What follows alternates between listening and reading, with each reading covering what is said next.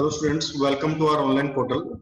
Students, this is our second lecture of classification of elements and their periodic properties.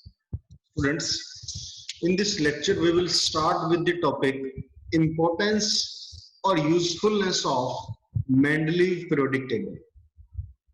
That is, how Mendeleev periodic table help us to study about the various elements in tabular form. Last lecture में students हमने ये पढ़ा था कि कैसे Mendeleev ने elements को groups और पीरियड्स की फॉर्म में अरेंज किया और कैसे उनकी स्टडी को हम इजी बना सकते हैं। अब उसी को हम पॉइंट वाइज पढ़ेंगे, डिटेल में पढ़ेंगे one by one. So first point is systematic study of elements. This table simplified the study of the elements and their compounds because by knowing the property of one element in a group or in a period, the properties of other elements in that group can be easily known. क्या बताया बच्चे इन्होंने? कहता अगर किसी एक group की आप बात कर रहे हो, अगर किसी एक ग्रुप में आप किसी एक एलिमेंट की प्रॉपर्टीज के बारे में पढ़ते हो तो उस ग्रुप के बाकी सभी एलिमेंट की प्रॉपर्टीज के बारे में हमें हिंट मिल जाए कि जो बाकी एलिमेंट्स भी प्रेजेंट हैं उस ग्रुप में उनकी प्रॉपर्टीज भी क्या होगी, सिमिलर होगी। उसको हमने क्या बोला, सिस्टमेटिक स्टडी ऑफ एलिमेंट्स। तो फर्स्ट पॉइंट हमारे पास है कि मेंडलीव ने जो टेबल दिया उससे एलिमेंट्स की स्टडी को एक सिस्टमेटिक वे में हम अब कर सकते हैं। Second is prediction of new elements. Students, Mendeleev ने हमें क्या बताया कि कहता उसके टेबल में कुछ खाली जगह, कुछ वेकेंट स्पेसेस हैं। Mendeleev left some vacant places in his table which provided a clue for the discovery of new elements. वो खाली जगह क्यों थी? अगर कुछ नए एलिमेंट्स डिस्कवर होते हैं तो उनको हम वहां पे एडजस्ट कर सकते। जबकि स्टूडेंट्स, मेंडलीव से पहले जो हमारे पास न्यूलैंड थे, न्यूलैंड ने हमें ये बताया था कि जो एलिमेंट्स, न्यूलैंड कहता जो मैंने बताए बस इतने ही एलिमेंट हैं, इसके अलावा और कोई एलिमेंट नहीं। जबकि मेंडलीव ने ऐसा नहीं कहा। मेंडलीव ने कहा कि मेरे टेबल के अंदर वेकेंट स्पेसेस है, इसका मतलब क्या है कि और भी अगर एलिमेंट कभी मिलते हैं तो हम उसको बीच में रख सकते हैं। Third one is correction of doubtful atomic mass. ये बहुत इंपॉर्टेंट पॉइंट है, समझिएगा। With the help of this table, doubtful atomic mass of certain elements were corrected. कुछ एलिमेंट्स थे जिनके मास के बारे में हम अभी श्योर नहीं थे, उन एलिमेंट्स के मास को करेक्ट किया गया मेंडलीव टेबल की हेल्प से। जैसे beryllium was considered as it has 3 valency. ऐसा माना जाता था कि बेरिलियम जो एलिमेंट है इसकी वैलेंसी 3 है, या इसको आप क्या बोल सकते हो, ट्राईवेलेंट। ट्राईवेलेंट का मतलब 3 valency. From the data previous, जो हमें पहले पता था, its equivalent weight was 4.5। Equivalent weight जो था बेरिलियम का वो कितना था, 4.5। Atomic weight was calculated with the help of equivalent weight and valency. जब आपने इन दोनों की हेल्प से एटॉमिक वेट निकाला तो एटॉमिक वेट कितना आ गया, 13.5। with the atomic weight 13.5, beryllium should be placed between carbon and nitrogen। कहता अगर इसका मास 13.5 है तो इसको कार्बन और नाइट्रोजन के बीच में रखना चाहिए, क्योंकि कार्बन का मास 12 होता है और नाइट्रोजन का मास 14 होता है, तो इसकी पोजीशन तो बीच में बनती है। क्योंकि मेंडलीव के अकॉर्डिंग एलिमेंट्स को आपने अरेंज किया था in order of their increasing mass. अगर मास के बेसिस पे अगर इनको अरेंज कर रहे हैं तो बेरिलियम की पोजीशन कार्बन के बाद बनती है और नाइट्रोजन से पहले बनती है। But no vacant space was available between carbon and nitrogen, यहां तक कोई जगह ही नहीं थी हमारे पास। फिर क्या हुआ, देयरफॉर वैलेंसी 2 वाज कंसीडर्ड और असाइन टू बेरिलियम, कहता है इसको वैलेंसी 2 दी गई। अब बेरिलियम की वैलेंसी को 2 माना गया, और अगर इसकी वैलेंसी 2 है और इक्विवेलेंट वेट इसका 4.5 है, तो इसका मास कितना बन गया, तो इसका मास बन गया 9, atomic mass is 9। It was placed at its proper position between lithium and boron. अब इसको लिथियम और बोरोन के बीच में रखा। लिथियम का मास 7, बोरोन का मास 11, और बेरिलियम की पोजीशन बिल्कुल सही आ रही थी मास के अकॉर्डिंग, दैट इज 9। क्लियर? तो ये बच्चे आपके पास बेरिलियम के मास को ठीक किया गया इस टेबल में। इससे पहले बेरिलियम का मास कितना माना जाता था, 13.5 माना जाता। आई होप ये सबको क्लियर हो गया होगा, पॉइंट बहुत इंपॉर्टेंट पॉइंट है। नेक्स्ट बच्चे हमारे पास आ जाएगी ड्रॉबैक्स, लिमिटेशंस। क्या कमियां थी आपके मेंडलीव के टेबल में, क्या चीजें नहीं पता लगी हमें, या जो चीज पता थी वो कॉन्ट्राडिक्टरी थी।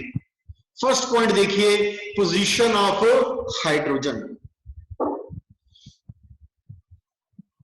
क्या कह रहा है इसमें, hydrogen is placed in group 1A।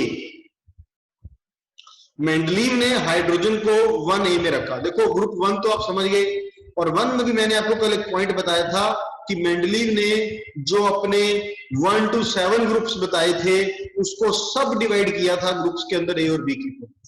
तो 1A का मतलब है कि इसमें रखा। Position of hydrogen, it was group 1A, but hydrogen show resemblance with the group 7A elements also. कहता हाइड्रोजन जो है वो 7A के साथ भी रिजेंबलेंस शो करता था, 7A के साथ। Therefore, the position of hydrogen in the periodic table was not clear. अगर इसकी प्रॉपर्टी 7A से भी मिलती है, 1A से भी मिलती है, तो फिर 1A में ही क्यों रखा, 7A में क्यों नहीं रखा? इस चीज की कोई एक्सप्लेनेशन नहीं थी।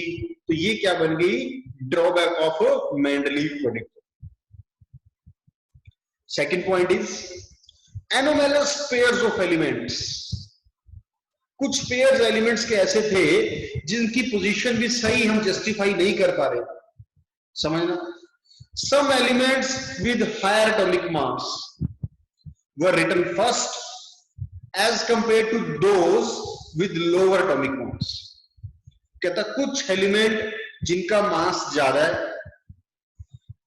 उनको पहले रख दिया, वह रिटन फर्स्ट, किसके कंपैरिजन में, जिनका मास कम है।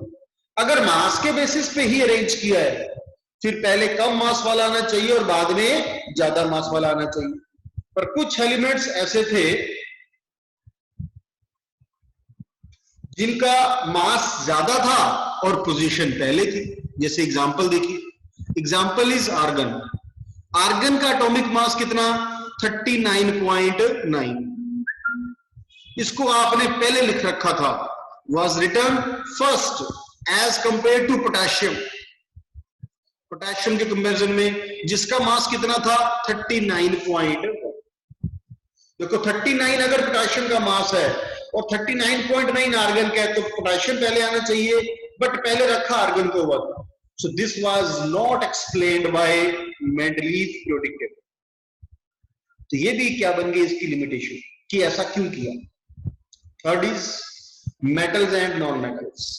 In Mendeleev table, no attempt has been made to separate metals and non-metals. बीच में ही metals आ रहे हैं, बीच में ही non-metals आ रहे हैं, इनको separate नहीं किया गया। तो स्टडी करना एलिमेंट्स की थोड़ा मुश्किल हो गया इसके अकॉर्डिंग। ये भी हमारे पास क्या बन गई, एक लिमिटेशन बन गई किसकी, मेंडलीव की।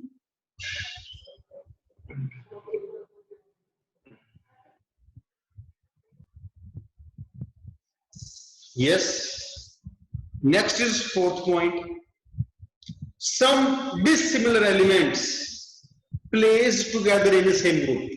Students, हमने स्टार्टिंग में ही पढ़ा कि एक ग्रुप में कौन से एलिमेंट रखे गए, जिनकी प्रॉपर्टीज क्या है, सिमिलर।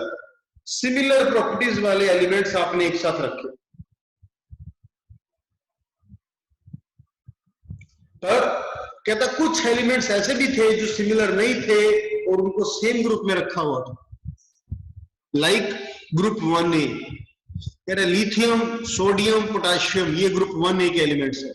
इस group together with the coinage metals like copper, silver, gold. कहता है इनको कॉपर, सिल्वर, गोल्ड साथ रख दिया, जबकि इनकी प्रॉपर्टीज आपस में बिल्कुल मैच नहीं होती। तो इस चीज को भी जस्टिफाई नहीं किया गया। Fifth point is position of hydrogen isotopes. Isotopes आप समझते हो, एलिमेंट्स जिनका having same atomic number but different mass. क्या कह रहा है, isotopes who have different atomic masses but same atomic number। ये पढ़ा हुआ हमने। कहता है isotopes of elements are placed in same position। Most important point है बेटा, मोस्ट इंपोर्टेंट, ध्यान से समझना।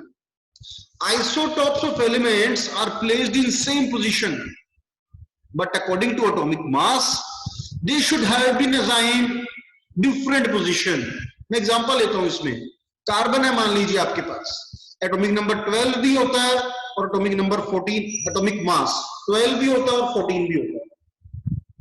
अब जो 12 मास वाला आपका एटॉमिक नंबर है, एटॉमिक मास 12 वाला है और 14 वाला है, अगर आपने एलिमेंट्स को अरेंज मास के बेसिस पे ही करना है तो पहले 12 वाला आना चाहिए था और फिर 14 वाला आना चाहिए था, क्योंकि अगर मास अलग अलग है तो पोजीशन अलग अलग होनी चाहिए।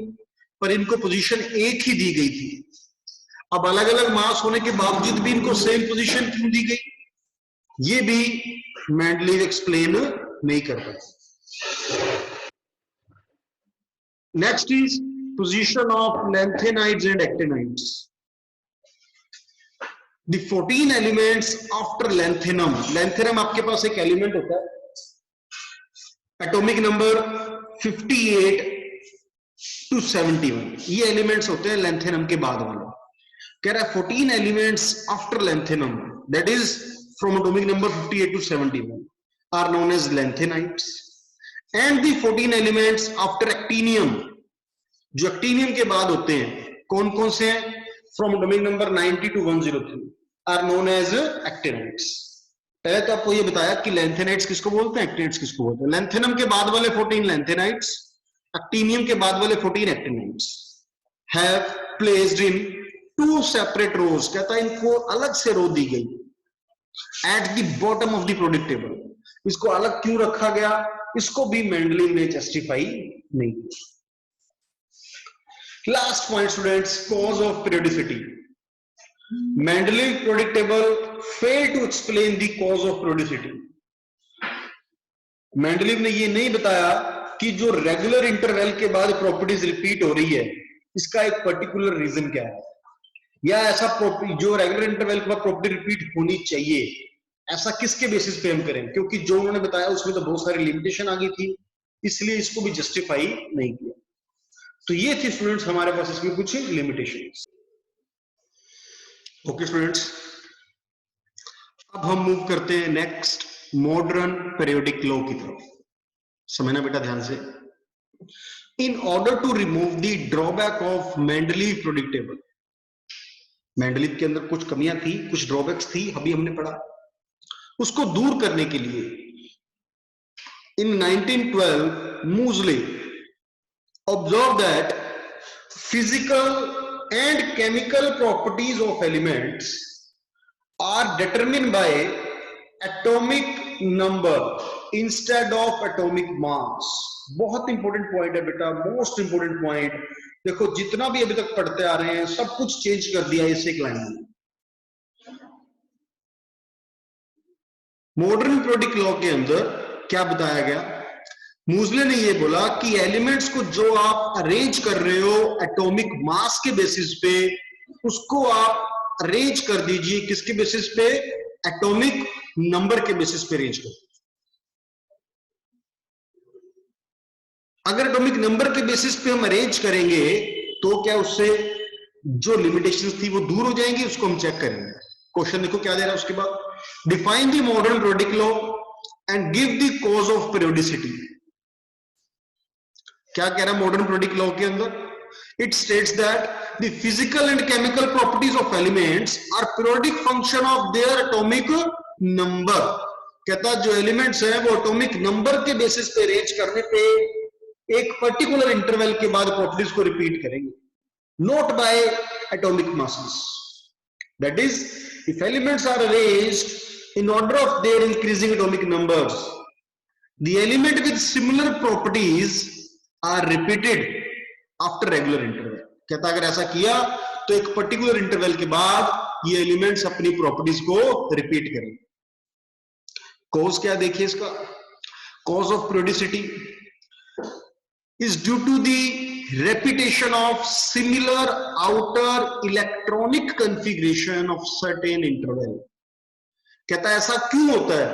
क्योंकि एलिमेंट जो इसकी आउटर इलेक्ट्रॉनिक कॉन्फ़िगरेशन होती है, आउटर का मतलब वैलेंस शेल की, वैलेंस शेल का मतलब लास्ट शेल की, लास्ट शेल की जो इलेक्ट्रॉनिक कॉन्फ़िगरेशन होती है, कहता उसके अंदर एक सिमिलरिटी आती है जब आप एटॉमिक नंबर के बेसिस पे अरेंज करते हैं, वो रिपीट होती है एक तरीके से। देखिए पहले इसको पढ़ते हैं फिर एग्जांपल लेंगे। कह रहा all these elements have one electron in their valence shell. Check कीजिए ये लिथियम है, इसकी कॉन्फ़िगरेशन में आप चेक करोगे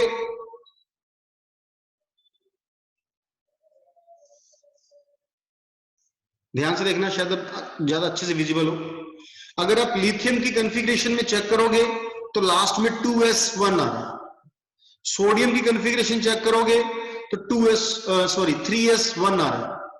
पोटेशियम की कॉन्फ़िगरेशन चेक करोगे 4s1 आ रहा है। रुबिडियम की कॉन्फ़िगरेशन चेक करोगे 5s1 आ रहा है। सीजियम की कॉन्फ़िगरेशन चेक करोगे 6x1 आ रहा है। मतलब लास्ट में 1 इलेक्ट्रॉन आ रहा है सभी के। तो ऐसा होने की वजह से वैलेंस शेल में सिमिलर प्रॉपर्टीज होने की वजह से ही हमने एलिमेंट्स को चेक किया कि इसके अंदर जो पीरियोडिसिटी है वो रिपीट होगी एक पर्टिकुलर इंटरवल के बाद, तब जब आप एलिमेंट्स को अरेंज कर दोगे एटॉमिक नंबर के बेसिस। क्लियर? अब देखिए इसमें ये कॉज पढ़ने के बाद अब हमारे पास कुछ और भी पॉइंट्स थे जो ये प्रूव कर रहे थे कि इनकी प्रॉपर्टीज सिमिलर है। जैसे कि ऑल फॉर्म यूनिपॉजिटिव आयन, ये जितने भी एलिमेंट्स हैं सभी के ऊपर +1 चार्ज आता है, तो सेम प्रॉपर्टी हो गई। ऑल एक्ट एज मेटल, सभी मेटल है। सभी सॉफ्ट नेचर के हैं, ज्यादा हार्ड मेटल नहीं है। सभी बहुत रिएक्टिव हैं, all are very reactive and hence not found in nature, सभी ज्यादा रिएक्टिव हैं। All give colour to the flames, इनको जब बर्न किया जाता है तो इन सभी से कलर्ड फ्लेम मिलती है।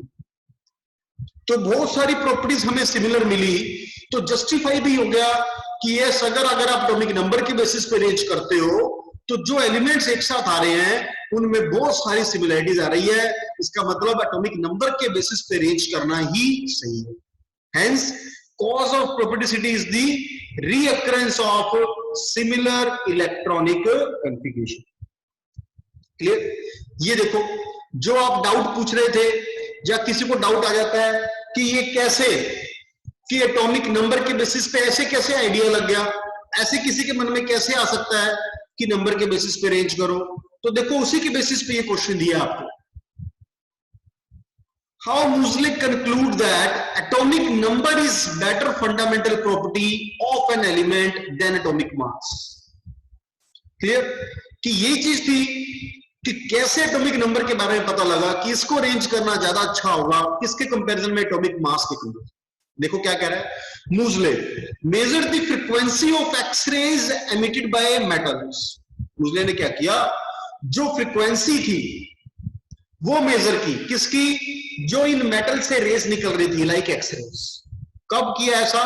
When bombarded with high speed electron, जब इनको हाई स्पीड इलेक्ट्रॉन से स्ट्राइक करवाया। He discovered that square root of frequency, ये देखिए ये रिलेशन दे रखा है। He discovered that square root of frequency of X-rays emitted by these metal is proportional to atomic number।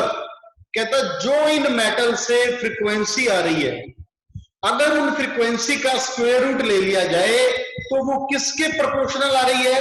Atomic number. Z क्या होता है बेटा? Atomic number. कहता है एटॉमिक नंबर के डायरेक्टली प्रोपोर्शनल आ रही है, ठीक है, not the atomic mass of element. कहता है एटॉमिक मास से उसका कोई लेना देना नहीं। ए और बी क्या है यहाँ पे? वेयर ए और बी आर दी कांस्टेंट। तो इस एक्सपेरिमेंट ने ये कंक्लूड किया कि atomic number is better fundamental property. यहां से मूजले को आइडिया हुआ कि अगर ये फ्रीक्वेंसी एटॉमिक नंबर के डायरेक्टली प्रोपोर्शनल है तो क्यों ना हम एलिमेंट्स को एटॉमिक नंबर के बेसिस पे अरेंज करें। तो क्या आपकी वो लिमिटेशन दूर हो रही है? तो क्या हमें बेटर रिजल्ट मिल रहे हैं? बिल्कुल वैसा हुआ। जब एटॉमिक नंबर के बेसिस पे अरेंज किया तो हमें बेटर रिजल्ट मिले, इसलिए हमने माना कि atomic number is better fundamental property than atomic mass. Clear? तो ये था बच्चे आपका आज का लेक्चर, जिसमें आपने मेंडलीव के बारे में पढ़ा और मूजले के बारे में पढ़ा कि कैसे मूजले ने मॉडर्न प्रोबेबिलिटी बताने में हेल्प। Okay students.